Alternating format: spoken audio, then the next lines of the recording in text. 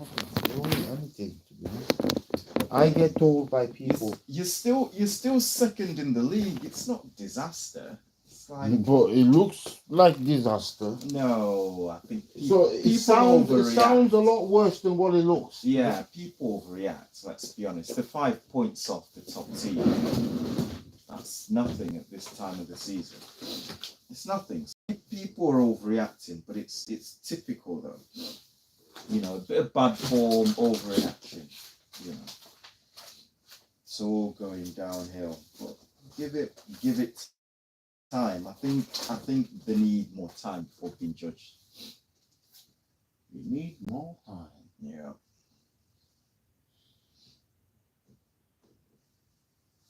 Someone will tell you that,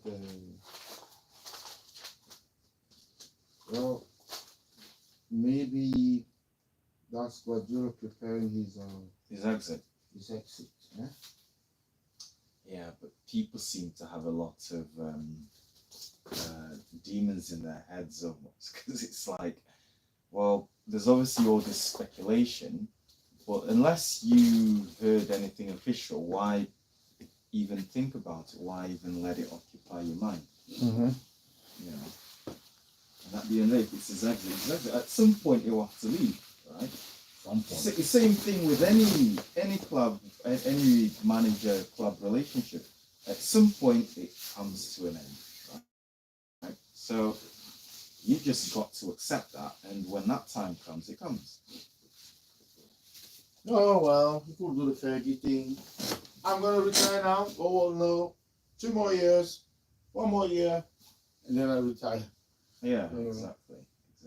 So I need to get it.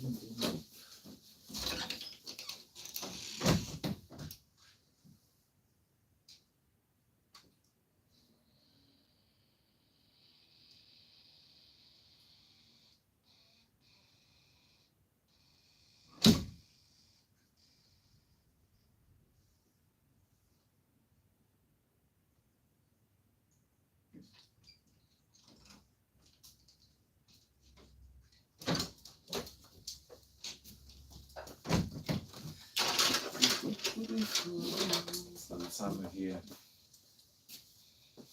That time of the year. How long do you have the heater out for? Huh? So how long do you have the heater out for? No, just now, really, because this end of the shop is very cold. Yeah. If your customer is used to working outside, I believe you're used to working in the office. Yep. Right, Yeah. so it will almost be like a punishment if someone sends you to go and work outside, especially on winter. No, but if I'm moving, I'm fine. I've worked Yeah, outside yeah. before, anyway. Well, I say outside, semi, in a garage, Yeah. car garage. Yeah, I worked in there when I was at uni, so part time. So as long as I'm moving, I'm fine. But the problem in the office, once you're getting, you sit down, and all you're doing is moving your cursor and typing on the keyboard. And occasionally, I get to walk into. We've got a workshop and some workshop staff, so I tend to walk in there from time to time. But that's about it.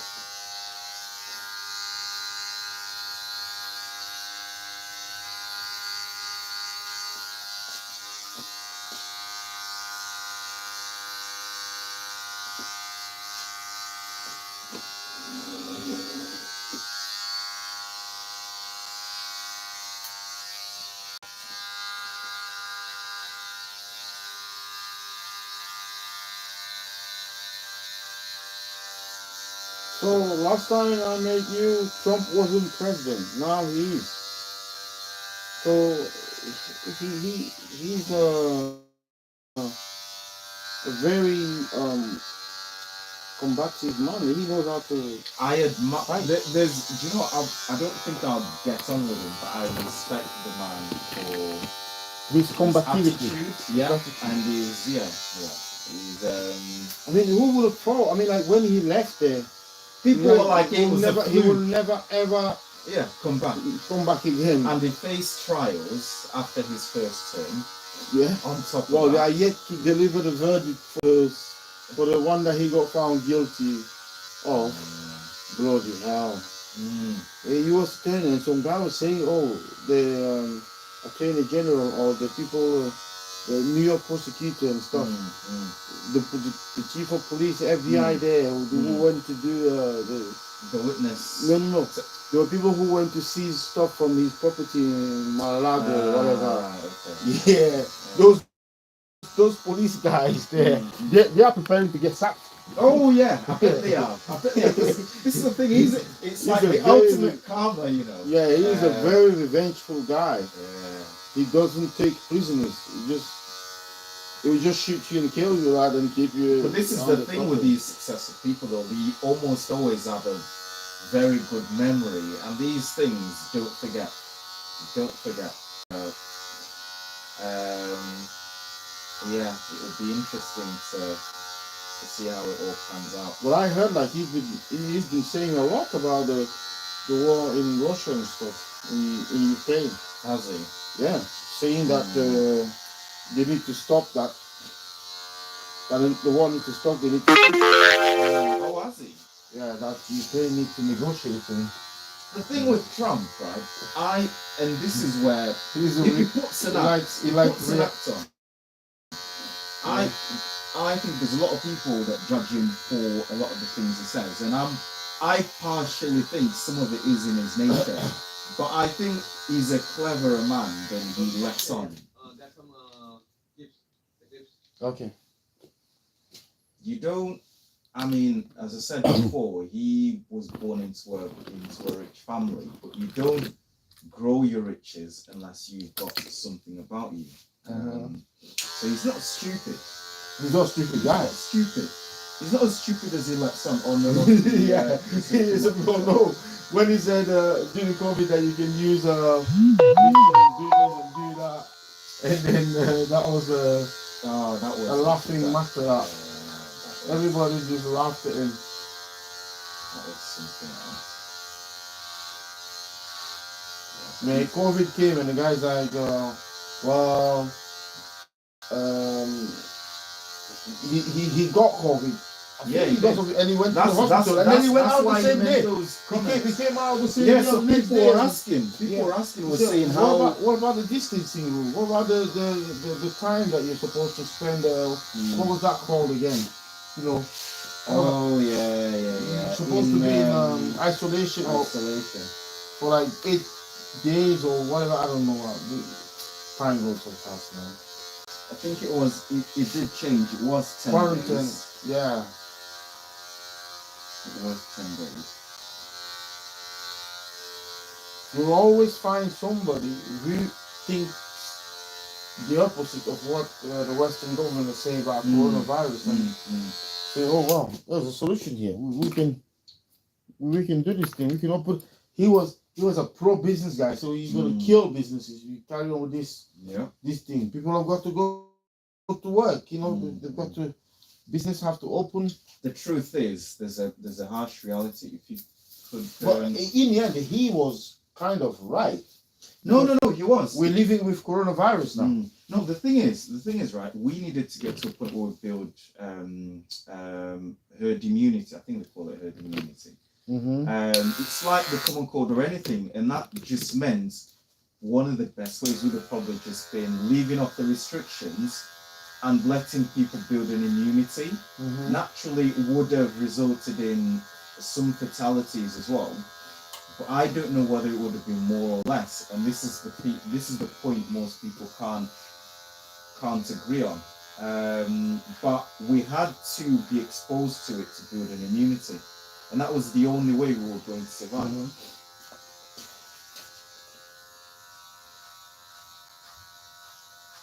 You're the people that wouldn't take the vaccine and saying that it was just a program that they were putting on people.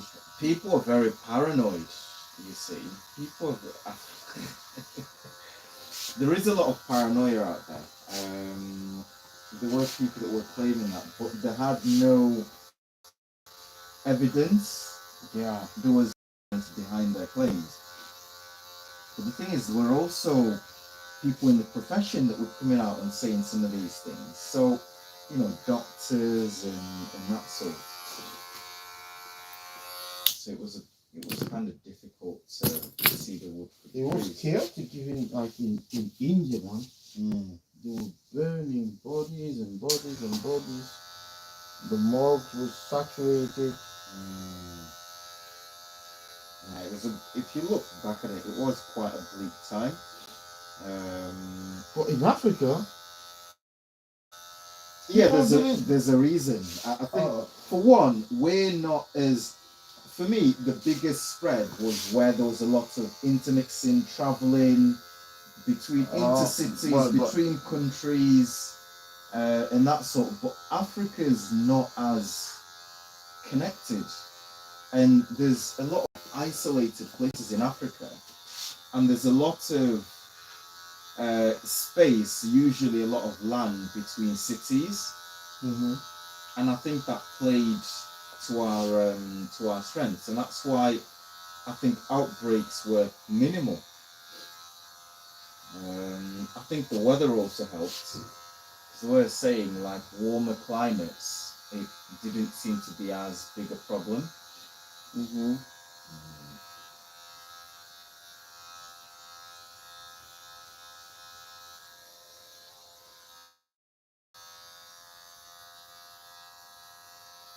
You could probably even look at buildings. Traveling. Traveling took thinking, and those guys, they almost went bust, and then when they came back, they changed traveling forever. Like, Music, airlines. Traveling airlines, the price had gone up and never went down. Yeah.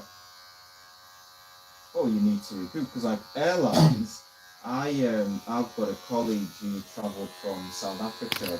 It was end of 2019, and they were on an Airbus A380, right? That thing seats like 600 people or something. He said there were like 40 something people on the plane.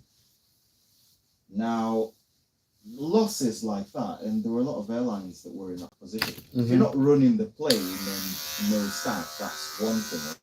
But if you're having to fly such a big plane from over such a long distance with only 40 odd people on board, that's massive losses. It's big. So they had to get it back somehow. People complain about the budget as well, but that's another one. We're still having to, and will be for years, paying back for the costs of COVID.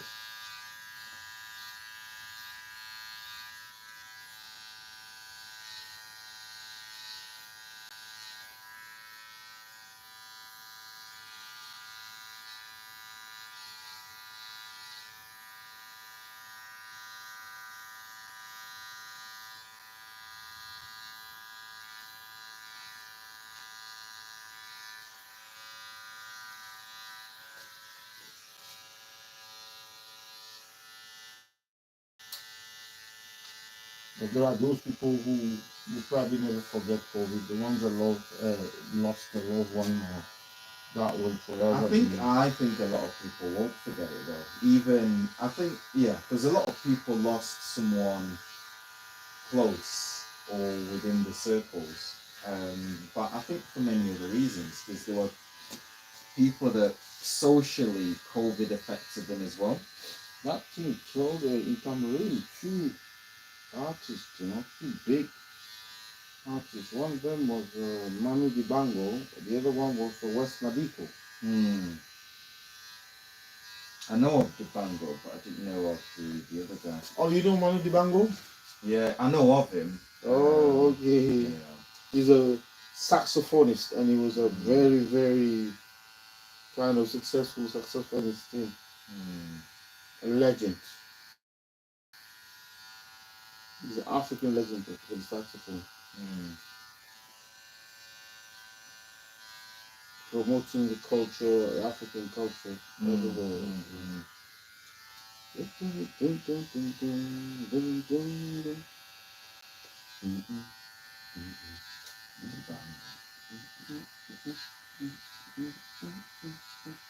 The best of Manu Dibango. These tunes will live forever. Timeless. Yeah. He's got some crazy tunes.